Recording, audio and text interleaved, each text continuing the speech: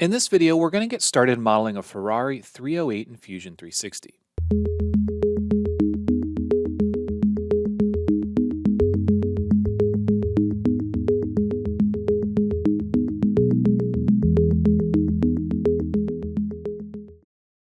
Hey everyone, this is Matt with Learn Everything About Design, and in this video, we're going to get started on a new Fusion 360 Forms project. We started a Forms project and it ended up being a Subaru WRX, and we modeled a good bit of that. Now that had its own challenges, there were some complications, and really it's not a great fit for the level of control that we have with Fusion 360 Forms. So I wanted to tackle something that had a little bit more of a streamlined shape, something a little bit more classic, and hopefully something that we can replicate a bit better. Now, I chose the Ferrari 308 for a few reasons. One, because it's an absolutely beautiful car. I love the way it looks. It's a great looking car. The second reason is that recently on YouTube, there's a channel that goes by StanceWorks, and he's been building a Honda K-swapped Ferrari 308. Now, I've been following along with the build. I know that this guy, Mike, uses Fusion 360 to design some of his parts.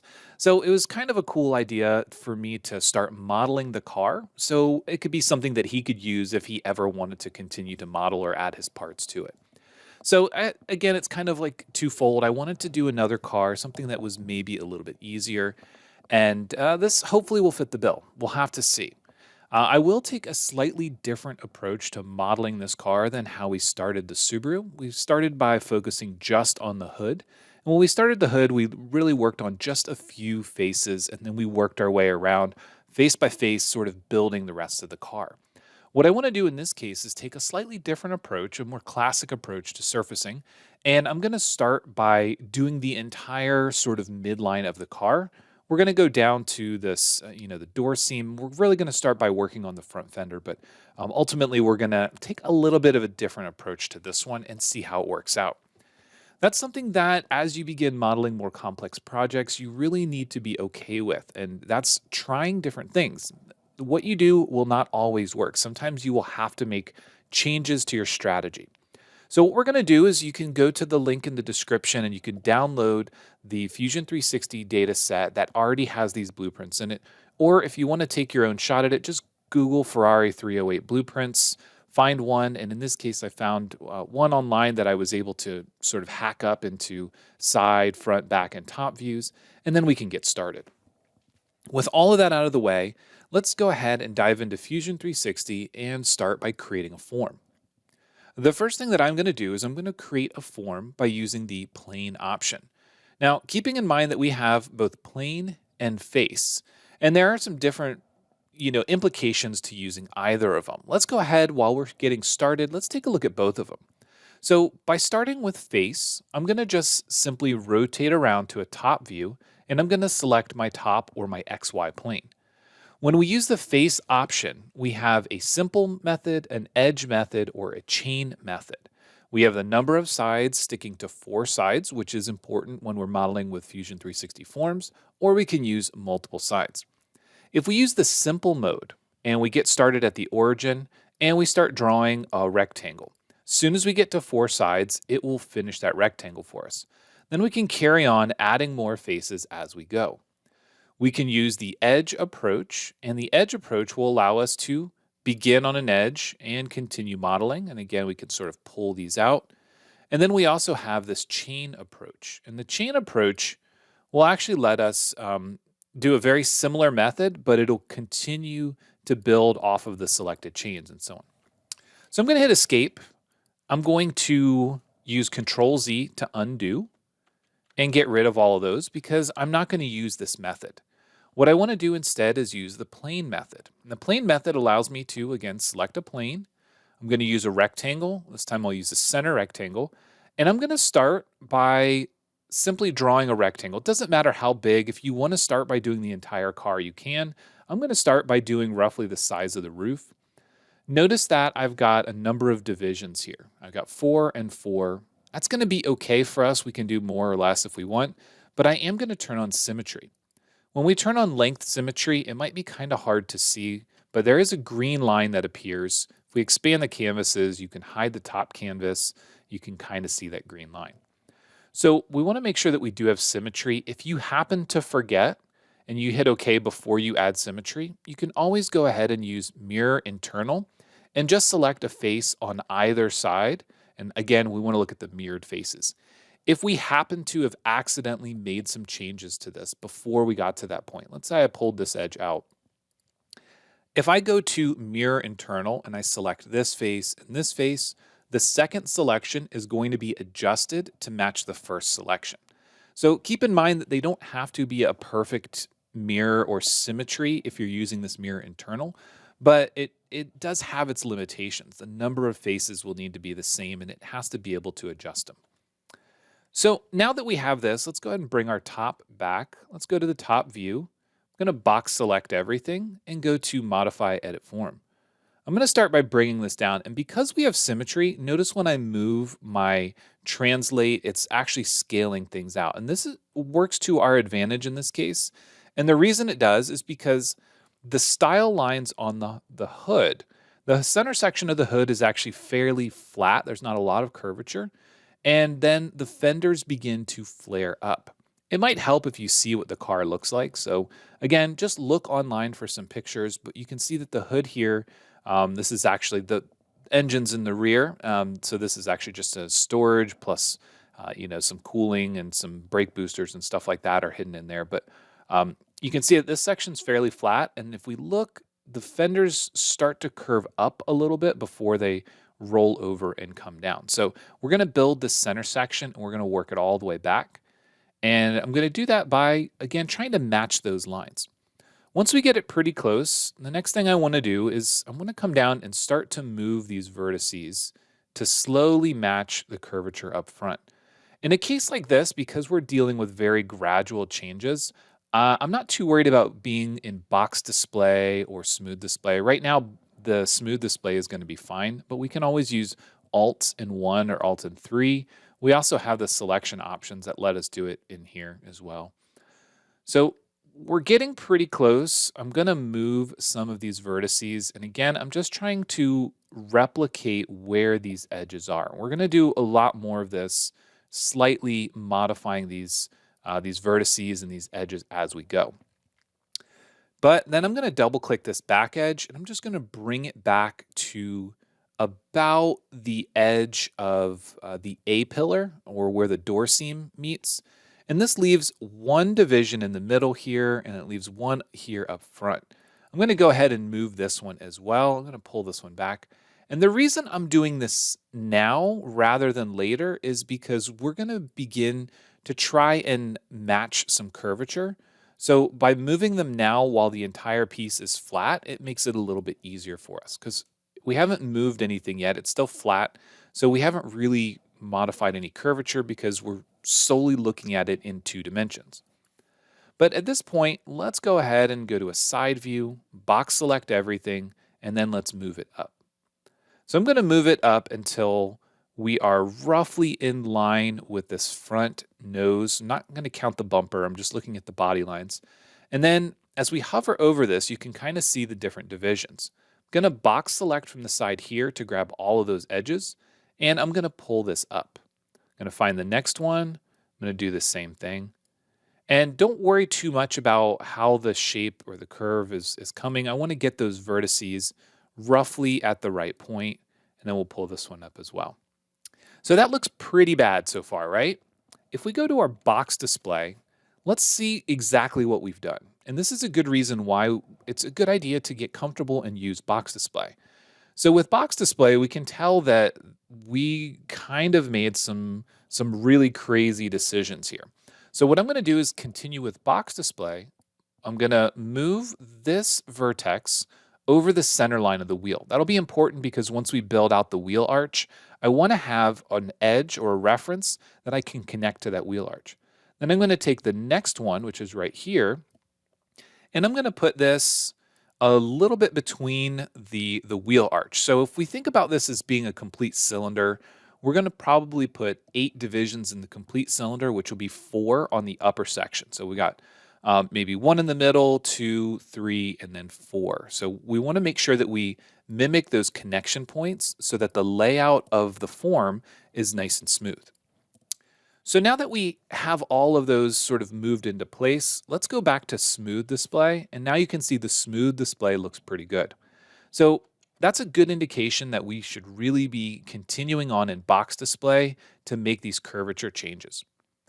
Now that we have the curvature, what I want to do is I want to move some of these down, and this is going to represent sort of the hood being flatter and flaring up to the fenders. So we're okay with the location of this outside edge and this back edge. If we look at this from the side, the back edge matches up with roughly where the A-pillar comes in, and the outside edge is the upper edge of the fender. And this is something we always have to remember in blueprints. When we look at it from the front, this upper edge of the fender is what we see from the side, but the curvature actually dips down a little bit. So we want to be, again, mindful of that when we're making our changes and decisions. So I'm going to pick probably these two faces. So this one here and this one here. I'm going to go to the side and I'm going to just pull them down. I don't have a really good image from the side of what this looks like, but I'm going to pull them down a little bit. And then when I view it from the front, I'm going to turn the back one off. When I view it from the front, what I'm looking to see is that the center of the hood is low and it sort of flares up. If we go to our smooth display, it doesn't look like much, but in the box display, we can see that it sort of flares up. So that's looking pretty good so far, but there are a couple little changes that we want to make. For example, we probably want to pull this vertex out and we want to try to match those body lines a little bit better. This one here up front is interesting because if we look at the front blueprint, it's fairly straight and then it sort of curves down. And on the real car, this transition rolls not only down as we're looking at it from the front, but it also rolls back, sort of transfers back into the fender flare. So we have to keep that in mind. So that's why I'm sort of going to this point where the curvature hasn't changed yet. And then I'm going to try to essentially just make a straight line for the rest of these. And I don't know where that vertex needs to be just yet, but this is a good start. Now we can take a look at this from the side. Again, it doesn't look like much because we don't know what the rest of the car looks like. But what I'm planning on doing for this model is something I've seen done on a handful of cars. And it's not a workflow that I've ever really approached. But I'm going to take this back edge. I'm going to double click on one of them. I'm going to take this back edge and I'm going to start extruding it back and following the hips or the main body lines of the car. So with that selected, I'm going to hold down the Alt key and I'm going to begin following the line of the door and the rear quarter.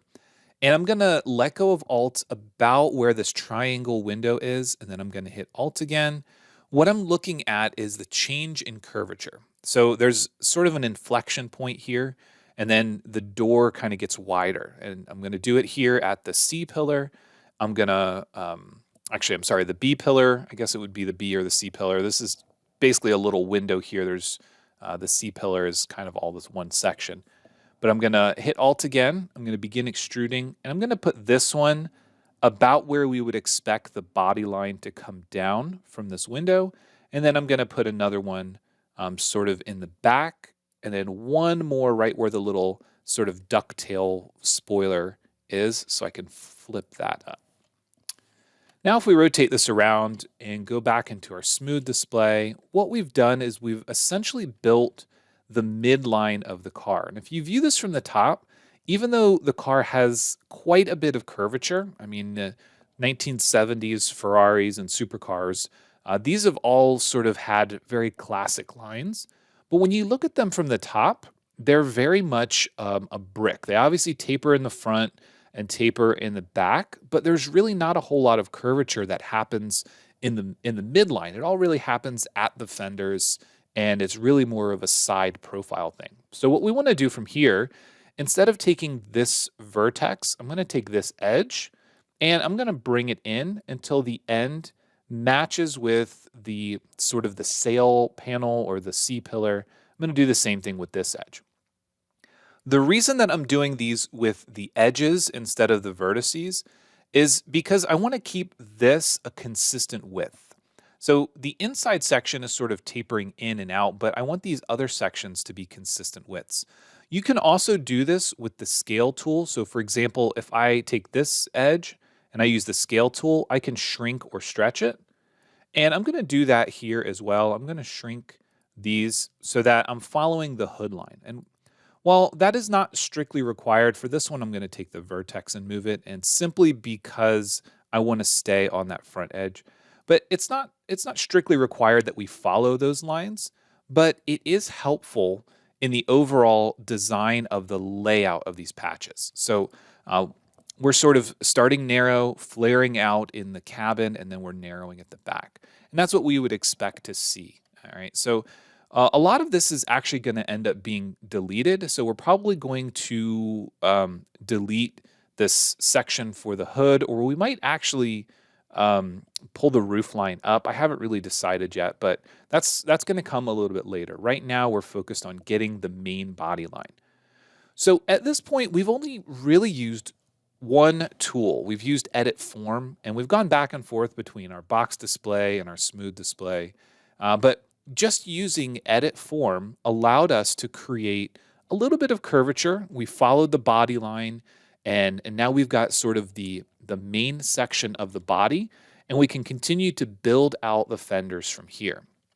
The next steps that we're going to follow, we're going to carry on doing the front fender, which means that we're going to start by creating a cylinder. And then after that cylinder, we are going to begin building the fender out from the cylinder. And then we're going to begin carrying the hood down to the cylinder. So that'll be a tricky part because that's really where we have to blend two unique shapes. And again, the way that the Ferrari works, there is a section where it appears we might have to have a triangular patch. I really won't know until we try, but we have to be really concerned about this body line here. So we want this really tight body line on the front, and it's going to flare out. It's hard to tell because of the reflection. The reflection there is the background image, but it sort of goes, it sort of flares out and becomes smooth.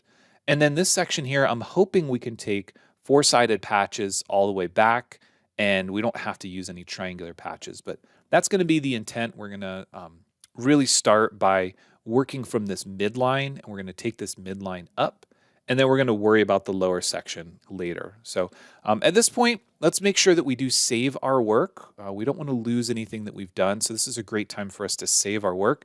We are going to stay in the forms contextual environment or workspace or whatever you want to call it. So we're going to continue to work on this.